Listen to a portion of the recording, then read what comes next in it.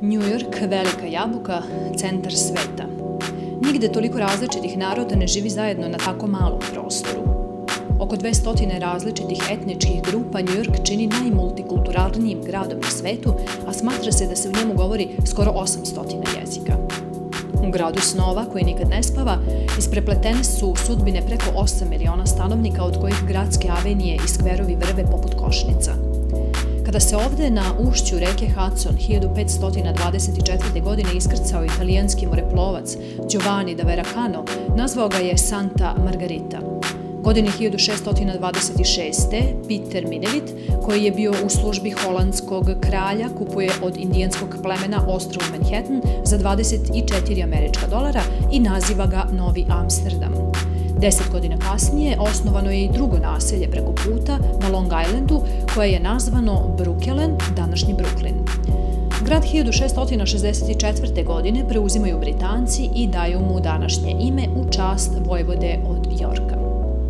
New York se danas sastoji od 5 gradskih opština, a da su one samostalni gradovi, svaka od njih bi spadala u 10 najmnogoljudnijih gradova u Sjedinjenim državama.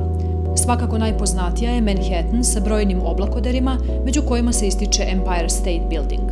S njegove terase za posetioce i danas se pruža jedan od najboljih pogleda na Manhattan.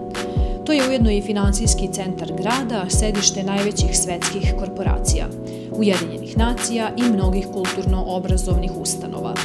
Atrakcija Manhattana je i poznata Peta avenija sa radnjama najpoznatijih svetskih brendova, ali i Times Square, srce Manhattana i najveće stecište turista na kome se usled brojnih neonskih reklama noć često ni ne primećuje. Jedina od 5 opština New Yorka koja se najvećim delom nalazi na kopnu Sjedinjenih američkih država, a ne na ostrvima, je Bronx.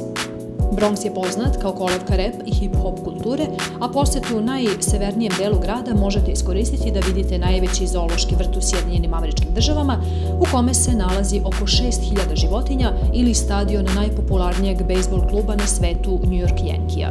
Najmnogoljudnija opština je Brooklyn sa 2,5 miliona ljudi. Brooklyn je sve do 1898. godine bio nezavistan grad. Na njegov zapadni deo naslanja se teritorijalno najveća opština New Yorka, Queens. Ona je takođe i etnički najraznovrsnija opština, a predstavlja deo New Yorka u kome žive uglavnom srednja klasa. Zanimljivo je da se u Queensu nalaze 2 od 3 New York aerodroma, John F. Kennedy i LaGuardia, kao i tereni US Opena, teniskog Grand Slam turnira. Peta opština je State Island, do koje se sa Manhattana ide trajektom. Ovaj trajekt je jedna od najvećih turističkih atrakcija New Yorka jer pruža odličan pogled na kip slobode, ostrvo Ellis i panoramu solitera donjeg Manhattana. Posetiti New York i iskusiti život u njemu znači iskusiti svet, ceo svet na jednom mestu.